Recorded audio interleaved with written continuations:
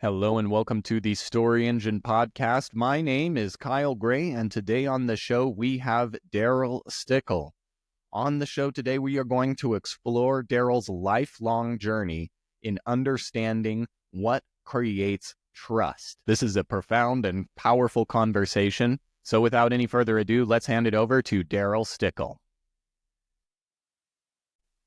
Daryl Stickel, welcome to the Story Engine podcast. Thanks, Kyle. It's a pleasure to be here. It's a pleasure to have you here because you think about one of the most interesting things and something that I spend a lot of time thinking about myself, which is trust. But before we dive into what trust is and means and how do we cultivate this mysterious thing, I would love for you to tell us a little bit about who you are and how you're showing up in the world today. That's a deep philosophical question. And I think I'm someone who really wants to have positive impact in the world, who feels like I have an understanding of some of the challenges the world is facing. And I'm trying to get the signal through the noise. I was born and raised in a small community in northern Canada called Fort St. John. And that experience, being in sort of an isolated place where winters can be harsh, taught me that we should look out for each other, that we need to pull together. And there was a sense of community there. It wasn't that everyone was nice or friendly all the time or any of those things. It's just that there was this sense that we had to pull together to thrive or be successful. And so that started a level of empathy for me. This feeling like if you can help someone, you should. And when I was 17, I was playing junior hockey and I got jumped by a fan with a glove. And he shattered my helmet, knocked me unconscious. I was then attacked by another player on the other team. I ended up with a really profound concussion. And I'm visually impaired, so I had known that I was losing my sight. I decided I was going to try to think for a living. And all of a sudden I couldn't think. And I'd gone from being on the honor roll to failing everything. And so there's this profound sense of loss and hopelessness and helplessness that really taught me what it was like to feel hopeless and desperate. And so that triggered another evolution of growth. And as I look back, I can't remember who said it, but was it Kierkegaard who said, life makes sense backwards, but we live it forwards? It feels like there's this story of trauma and trial and overcoming challenges and resilience. Because something about that experience taught me a level of empathy that was unusual. And I'd be sitting on the bus, when I was going to school in Victoria, and people would just sit down next to me and say, I'm really having a hard time. And so for some reason, complete strangers would come to me and they would unburden themselves. They felt safe to do that for some reason. And I went to school to figure out what it was that was causing that. I had this curiosity about why are they doing that with me and not with other people? And so I did an undergraduate degree in psychology, then did a master's degree in public administration, all at the University of Victoria. And while I was doing my master's, I was working for the federal government, the Canadian federal government, and I was a lead research analyst for the Ministry of Indian Affairs. we were negotiating settlements with natives, and they would ask me these deep philosophical questions like, what is self-government? Or what will the province look like 50 years after claims are settled?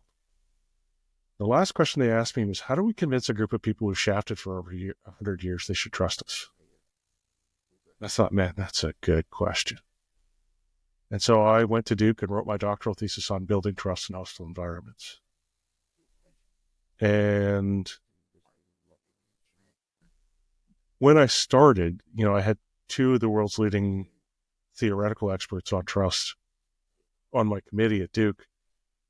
And they sat me down afterwards, after I finished my thesis, and they said, when you first came to us, we had a conversation, and we said, too big, too complicated, he never solves it. We'll give him 6 months, and then he'll come crawling back, and we'll let him chisel off a little piece of this, and that'll be his thesis. They said, 6 months in, you were so far beyond us, we couldn't help anymore. All we could do was sit and watch. I said, and here we are 2 years later, we think you've solved it. And so I ended up getting an offer from a big consulting firm, McKinsey & Company, went and worked with them, and now I was applying the model that I'd developed. And they said, wow, you've got great client hands. We should send you to the worst places possible. So I'd find myself in places where clients didn't trust us. They didn't want to reveal their data. They were uncomfortable. There had been hostile takeovers or labor disputes. And I was the guy they would send in. Then I was injured on the way to a client site, and I ended up with post-concussion syndrome. And I just couldn't work those kinds of hours anymore. And one of my colleagues came to me, my former colleagues, and said, look, I'm head of strategy for a mutual fund company now. Just come talk to us. And so they had me come to Colorado to give a talk to their group, which was about 300 or 400 people. And I said, you want me to talk about sustainable competitive advantage? That means you do something better than your competition that they can't copy, and you don't do anything I can't copy. I said, if I wanted to replicate all your funds, all I'd have to do is buy one share. And then I'd know how they're built, and I could sell what you're selling at a discount because I don't have to pay the fund advisors. And I said, you're in the financial services industry. You have to be transparent. So the only thing you can do is build deep, long-term relationships with your customers. And they said, that's it. That's our strategy. And so for 18 months, I developed a workshop. I trained them all. And then they hired a survey firm and found out that trust was the primary driver of the sales decision, and that they were dramatically more trusted than any of their competitors. And they generated 75 cents of every new dollar that came into the industry for the next 2 years.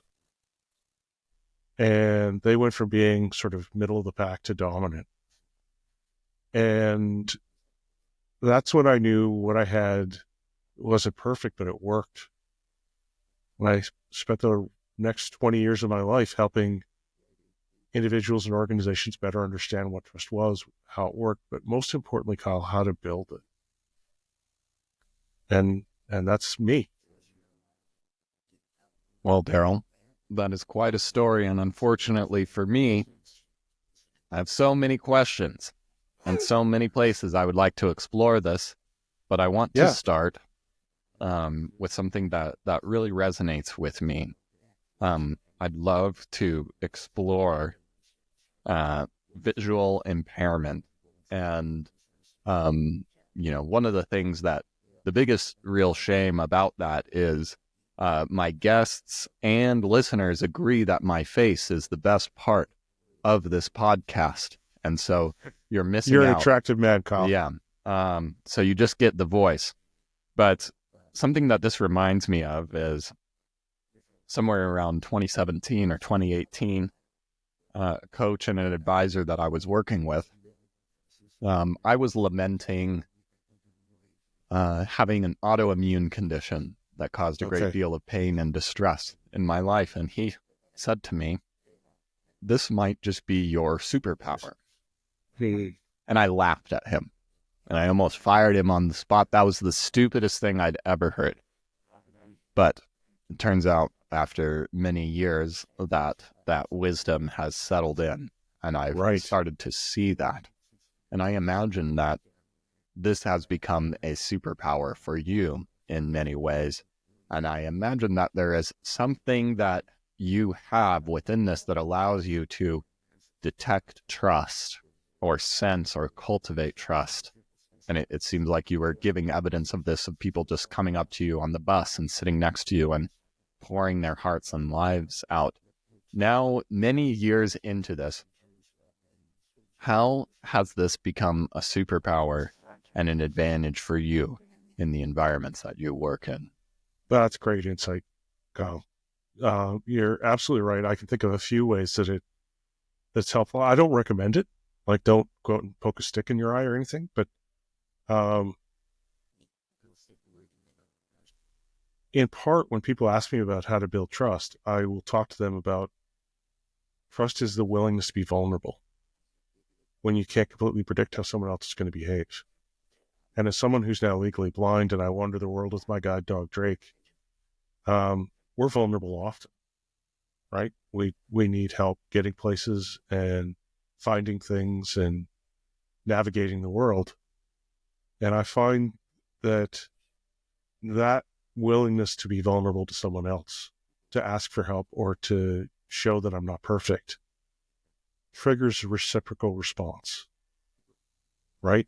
It's that, and this is one of the things I talk to with leaders is you want people to trust you. That means they need to be vulnerable to you. You need to be the adult and go first. And so a lot of times, because of my visual impairment, I'm able to allow people to assist me, and then it just feels normal and easy for them to reciprocate. And it doesn't feel threatening.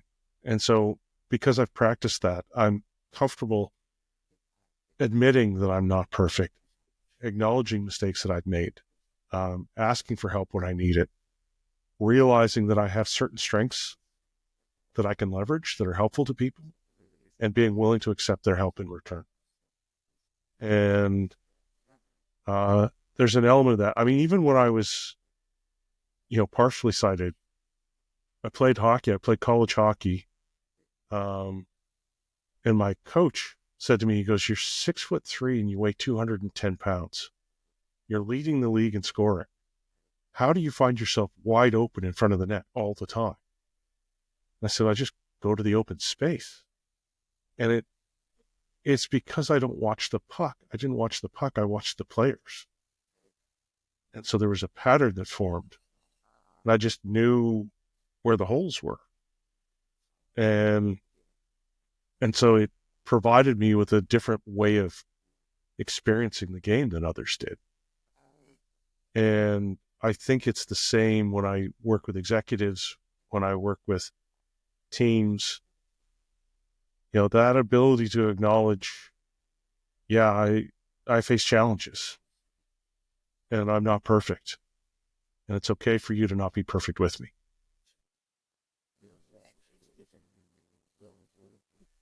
That's absolutely wonderful. I love the new ways that you have discovered patterns and can use what is a disadvantage on a surface level to find new ways to explore. And I think that's one of the most beautiful things about being human. It reminds me, and this is a way that some others might be able to apply this lesson in a similar way. Benjamin Franklin, when he wanted to get on somebody's good side, would go and ask them to borrow a book. He would give them the opportunity to serve him first. Right. And this is the same opening and opportunity that you have created with your nature, and a great way to emulate that in some ways.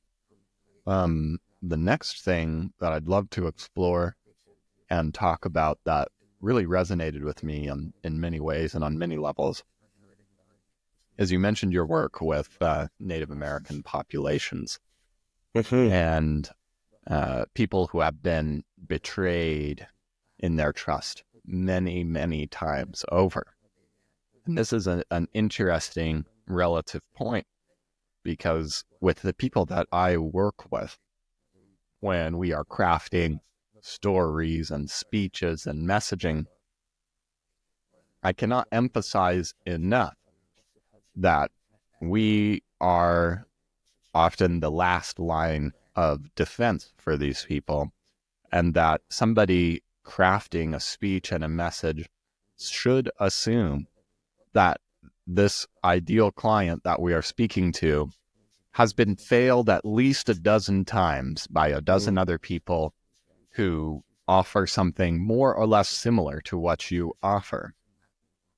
And unless we can think about that, be empathetic to it, and build around it, then oftentimes our content, our ideas, our stories barely scratch at the surface.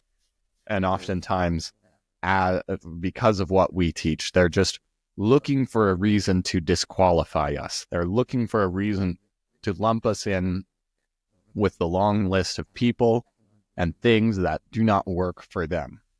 Right. And it's not our role to teach them or show them everything that we've ever learned about everything so that they can connect the dots and see that, but it's to give them just enough information to open their minds up to a new possibility after being let down so many times. And I would love for you to dive into a little bit of that essence and expand on that with your experience in Native American populations and beyond. So when I talk about trust, I talk about it as a combination of uncertainty and vulnerability. And I'm taking a bit of a roundabout route to answering your question. We all have the ability to build trust. It's just that some are better than others. And for me, trust is this combination of uncertainty and vulnerability. It's uncertainty times vulnerability gives us a level of perceived risk. And we each have a threshold of risk that we can tolerate. And if you visualize those as bar graphs, if uncertainty is really high, then we can only tolerate a small range of vulnerability to get beneath that risk threshold. And as our uncertainty goes down, then the range of vulnerability we can tolerate starts to grow and still stay below that threshold. And in our deeper relationships, we have just a sliver of uncertainty and this huge range of vulnerability that we can tolerate. And I think that there are 10 levers that we can pull to build trust with other people. Now, those who aren't very good at building trust have a lever that they pull. It's usually the ability lever. We're talking about products and offerings that we have for other people. People will say, it does this, it cures cancer, it does this other thing, it's whiz-bang, it's designed by scientists, it's been tested, million copies sold, whatever it is. Those are all efforts at pulling the ability lever. And if we were to be a little more aware, because those who are better at building trust have multiple levers that they pull. Those who are really good have multiple levers and they know when to pull which one. And so if we thought about building trust, we would say to ourselves, where does uncertainty come from and how do I take steps to reduce it? Well, it comes from us as individuals and it comes from the context we're embedded in. And for individuals, there's sort of three levers. There's benevolence. Do you have my best interest at heart? There's integrity. Will I follow through on my commitments and do my actions line up with the values that I express? And there's ability. And ability tends to be the favorite lever. But if I'm pulling the ability lever and I'm dealing with a population who's been shafted at least 10 times or maybe 100 times, they've heard the ability speech over and over again. What they're missing is benevolence.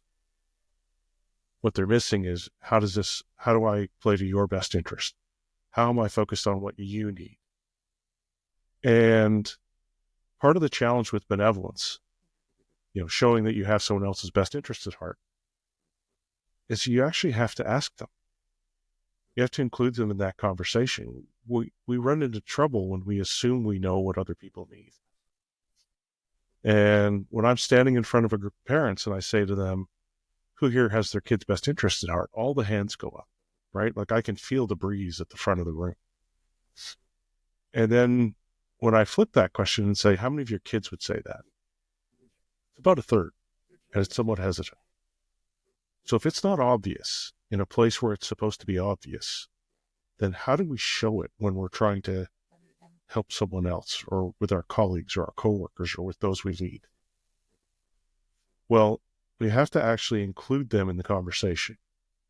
And for me, that conversation, and your listeners can try this in any relationship they like. They can say, I heard this guy, Daryl, he was talking about trust. And he said benevolence is an important element. It's one of the things that makes us decide to trust somebody. And I think I do that. It means having someone's best interest at heart. I think I do that, but it doesn't always seem to land that way. Have you ever experienced that? And 99 times out of 100, the other person's going to go, oh, yeah, I've seen that, or I've done it, where I tried to do something to help someone, no good deed goes unpunished, those kinds of things. And then we start to get curious about the experiences that they've had. Then we start to narrow the funnel and we say, have you ever had somebody really have your back? What did they do? How did that feel? What did it look like? And then we get curious and we dig into that because it starts to prime them to think about, when did someone really look out for me? When did I feel like someone really had my back? What was that like? And now we're getting hints about how to be benevolent to that person. Then we narrow the funnel further. We say, what is success for you? How do I help you get there? What would it look like if I was benevolent to you? Now we've created an opportunity for transparency. Because if you told me, Kyle, that, wow, if someone came on my show and actually tried to do something to help my listeners be more effective in their relationships, that would feel like benevolence to me. I would then be able to cycle back and say, and this is me doing that. This is me trying to help your listeners be more productive and effective in their lives. And we wouldn't have the risk of miscommunication. We wouldn't have the narratives that were slightly misaligned. I would actually effectively pull that lever.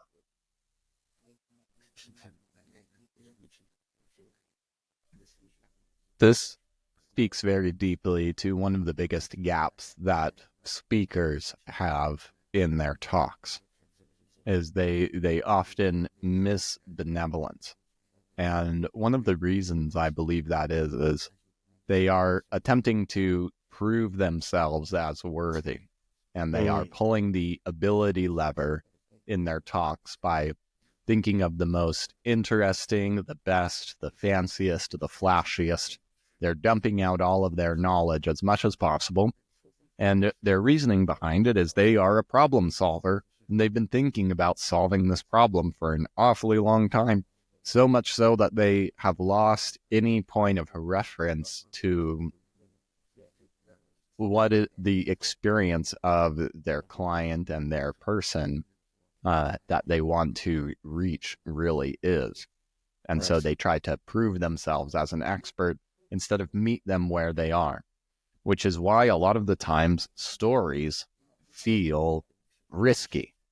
The smarter and more experienced you are, often the scarier that telling a story is, because it requires benevolence. It requires, in some form of vulnerability, revealing who you are rather than just reading your resume.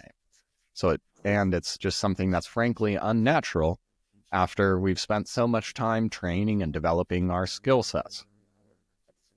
But let's bring this forward, and I would love to test your benevolence and explore your benevolence to your ideal clients by starting with, tell me the 3 biggest problems that encapsulate and encompass the experience of your ideal clients. So a lot of times I work with a variety of clients.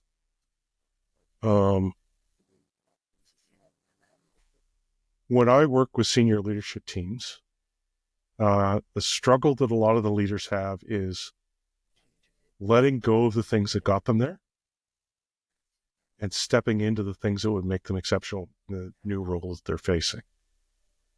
And so there's this fear, this reluctance to be vulnerable. I was working with a group of leaders, and I said to them, tell me stories, let's talk about benevolence. Tell me stories about when you helped someone. And we went around the room. It was the senior leadership team for this organization. There were 6 of them. They all told these really powerful stories about when they had helped someone, when they'd made a difference in someone's life. And the energy was palpable, right? Everyone was really in a positive state, and huge grins around the room. Everyone's feeling good. I said, this is fantastic. Now, if you can explain to me why you're so effing selfish, because you've just told me how powerful it feels to be have a positive impact in someone else's life, but you never let anyone do that for you. You never make yourself vulnerable. You never ask for help. You never show that you aren't perfect. And so that's one of the biggest challenges that leaders seem to face, is that ability to create an environment where people can fail, where they can make mistakes, where they can learn and grow, where we're not perfect. Daryl, I'd like to challenge you before we go on to the next Sure. one. And so this is how you might describe it, or how you would lead them to this conclusion. Let's imagine them the day before you come into the office, or they've read your book or anything. How would they describe the experience? They don't yet, at least from my point of view, they don't yet know that they need to let go of things that got them there. How would they talk about what that feels like for them before they meet you? So I guess their narrative, Kyle, and I'm guessing, right? Yeah. So I'm making attributions of my own here, but the sense I get is that their narrative is around control, and that they're really good at those things, and the people that are following along behind them can't do them as well. Mm-hmm. And so they are trying to make sure that best possible results get met in the short term. And there's also a bit of imposter syndrome for a lot of leaders, especially newer ones, who feel like they're supposed to know everything and be perfect. I've had leaders say to me, if I make one mistake, I'm done. Mm-hmm. Which is impossible, right? Because we all make mistakes often, right? Great and small, we make mistakes. That's how we learn. And so I think for a lot of them, it's this notion of, I have to maintain a facade. For people to really follow me, they've got to feel like I know what I'm doing. And I'm at my strongest when I'm doing the things I'm really good at, the things that got me here. And no one else can do it as well as I did, Mm-hmm. or as well as I do right now. And so I can't let go of that. Mm-hmm. Juicy. That's what I'm talking about. That's what we're here for. Okay, great. That's what we need. We can triangulate around that. Now, let's talk about 3 things or 3 qualities that makes your process, your system, better or different, more applicable, easier than other competitors or people in your space. So it's going to be hard for me to drill that down to 3. Because in part, the theory itself includes elements that aren't included in other trust work, right? Includes elements of the context, vulnerability, perceived outcomes, and most importantly, emotions, whether we like or dislike someone else. Most of the other research treats people like they're rational actors, and they just aren't, right? And so if I can cheat and bundle that as That was one 2. of the... You've already got 2. Right. Um, the other is that I've worked really hard to simplify it. That's great. And so that when real people see the work, they go, of course, that's how it works. This is obvious. How did this guy get a PhD? And when academics who study trust see it, they go, oh my God, you're talking about things we never even touched on. Um, so that sort of simplicity combined with the sort of deep theoretical underpinnings, and then a focus on being practical and applied, right? Like I showed with the conversation for your listeners, that ability to say, and here's what you do, that really differentiates, because people leave feeling like they're equipped to do something that they weren't equipped to when they got there. They're better off after they meet me, and it's not just because I'm not there anymore. Um, so they're more able to navigate the world and have positive outcomes based on reading the book or going through the courses or having the conversations. Excellent. I love it. Very well done. Okay.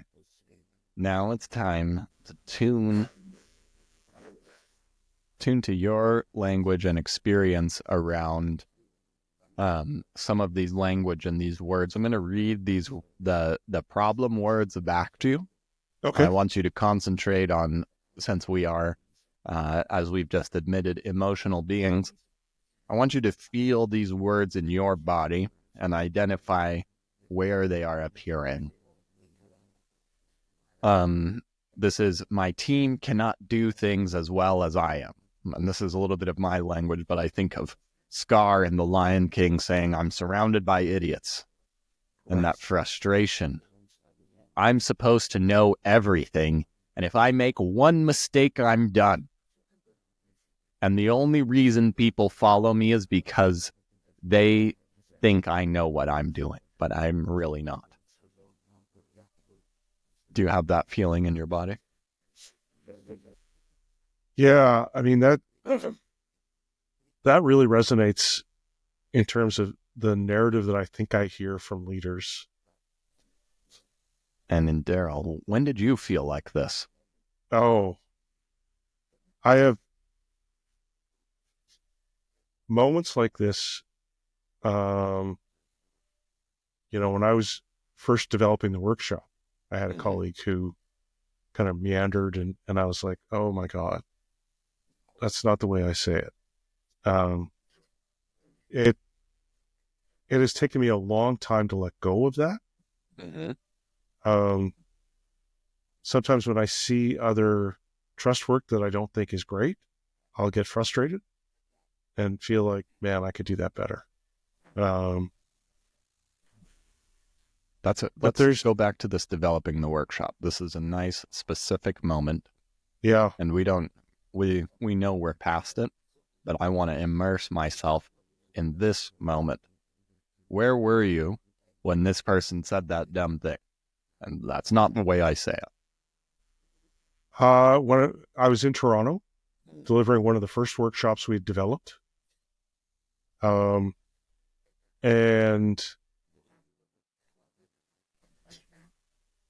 it actually happened to me a couple of times. Once in Toronto and once in at Cornell, or in New York, delivering a program for Cornell, um, where I couldn't resist the urge to correct the other person, and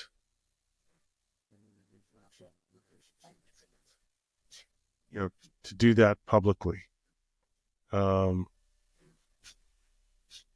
and in retrospect, it was inappropriate.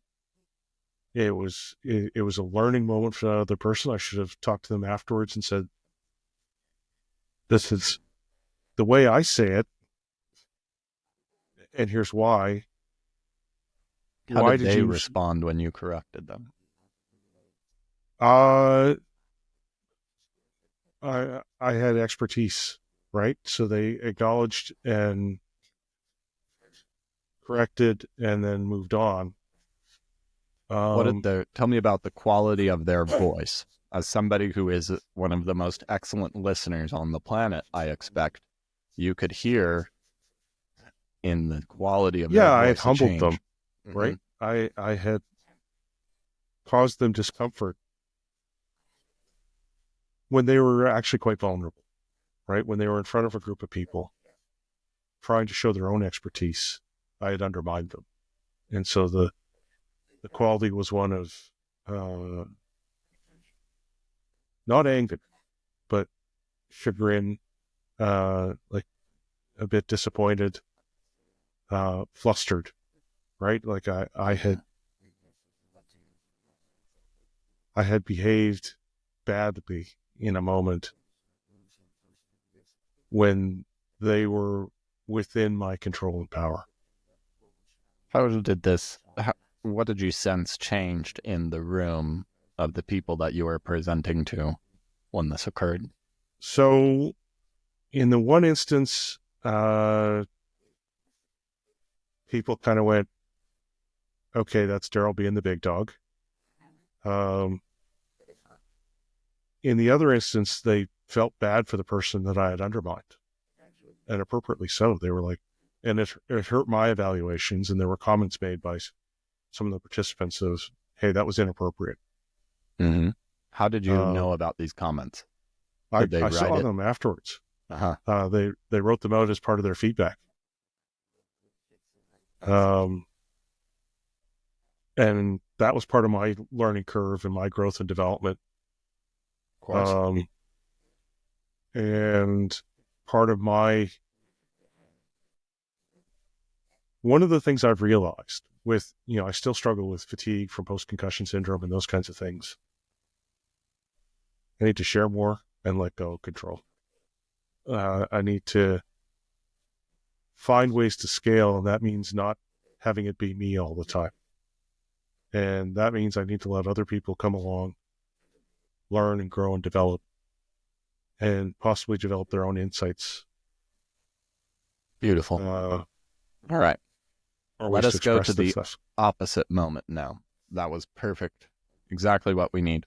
Now, tell me about this opposite moment of I can let go of things and let my team and those that I work with do their best work. I know when I'm in my lane and I can be both vulnerable and authoritative in this lane, and I can show people who I am and feel understood. And people are better off when they meet me. If you could identify an equally specific moment. Yeah. So I have a colleague, Eric Lott, great guy. Um, ex-Navy. He's got project management skills. He's got a lot of skills that I don't have, and so we complement each other really well. And we were doing some coaching with a client, and he hadn't been involved in the coaching. And then because demand started to increase, he stepped into that role, and he was a bit nervous about it to start with because he hadn't done it before. But he'd been around the model a lot, and he'd seen me in action when I was working with people, giving talks, being interviewed. And so he did some coaching, and I was able to notice and identify things that he didn't about the change in his clients' behaviors, right? And circle back and spotlight that for him and say, look what you did there. Look at the impact you're having. Look at how powerful that is for that person. And so learning the feedback mechanism of, okay, let's identify the strengths and then let's include the other person and ask them if they want any other feedback or if they want to talk about places where they struggled or if they want to, explore this more deeply and let them choose that. Because once they've chosen it, then they're more open to it. And we had great conversations about, here's the questions I ask. You can frame them in your own way. here's why I ask certain questions. So preparing him to do well, seeing him do well, seeing the connection he had with the clients. And for me, that was a powerful moment because it felt like, yeah, other people can learn to do this and do it really well and have huge impact on clients. Mm-hmm. And can you give me one thing that he said to you that might show you, wow, this system's working. There's something special here. He reflected back to you that you were in alignment in these ways. Well, so his response afterwards was, wow, that was really great. Like he had said that he didn't want to do it, the one-on-one coaching. He was more interested in team coaching. And he said, I just really feel connected to these folks. And so part of the sort of understanding of the model and the questions that we ask and the pieces that we built around it, the support pieces and all those kinds of things, took him from uncomfortable to really comfortable, right? And if I said, hey, you're going to coach a new client now, it wouldn't be a problem. Perfect. So his level of confidence going from, I'm not sure I can do this to, yeah, I've done this and I've been successful. And that ability to look at those people showing up differently, right? He said, we were in a group meeting with the boss of the 3 people he was coaching. He said, man, are they showing up different? Like, such powerful impact. And for me to be able to say, attaboy, Eric, and for him to feel that, right? Perfect. That's what we need. Daryl, would you like to hear your story? I would be delighted to hear my story. I hope I'm going to like hearing my story. I am at one of my first workshops. This is a culmination of so many years of work, such hard work that I have put into this process. Everything that I'm about to teach has been dialed in to a T. And I have a partner with me who's helping me teach and share these ideas. I really want this to work. I so care about this. And I want to make sure that everybody knows that I know what I'm doing.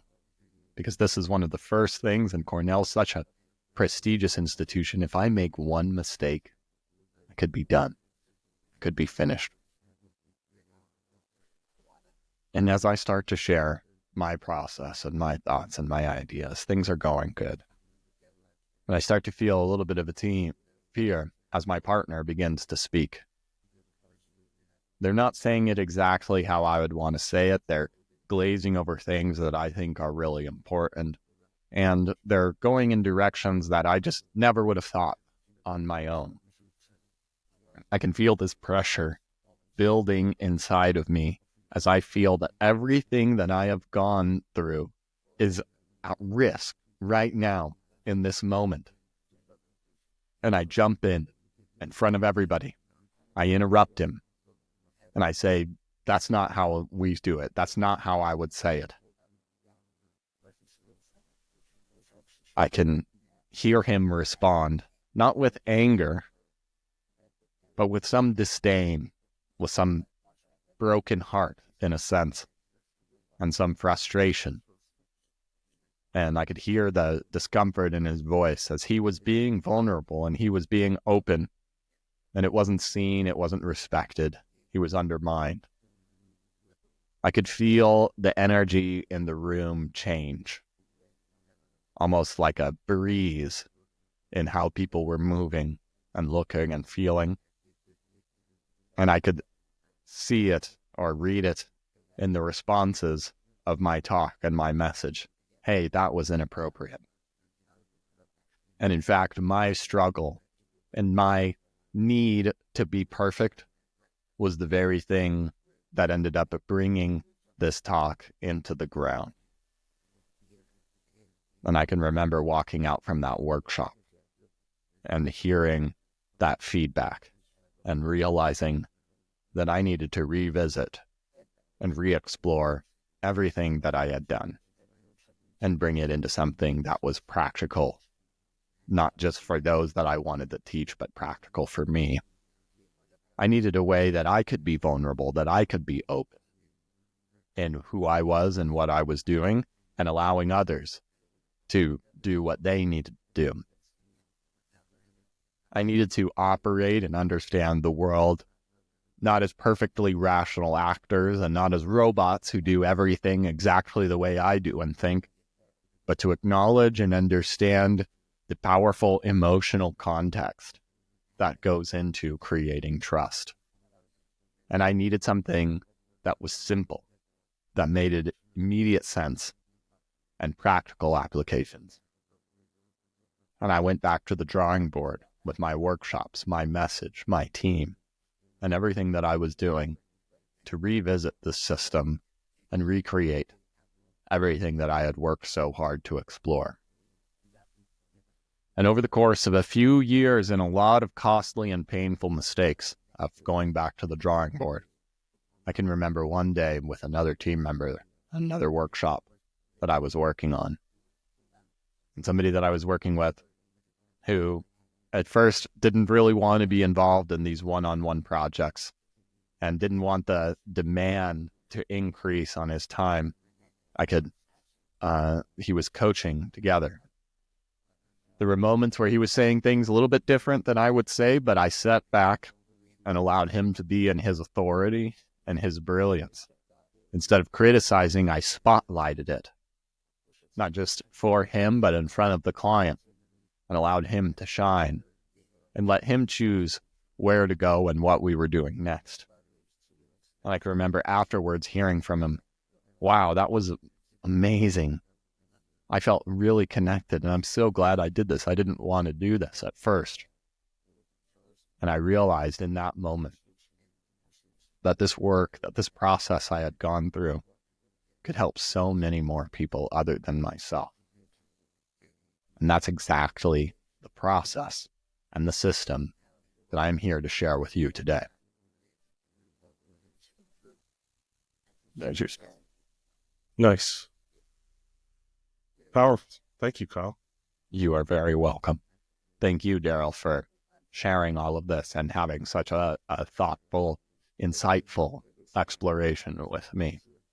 I would love to close things out today by just giving you an opportunity to tell us where we can go to learn more about you, where we can get your book, and to close us out with any final thoughts for today.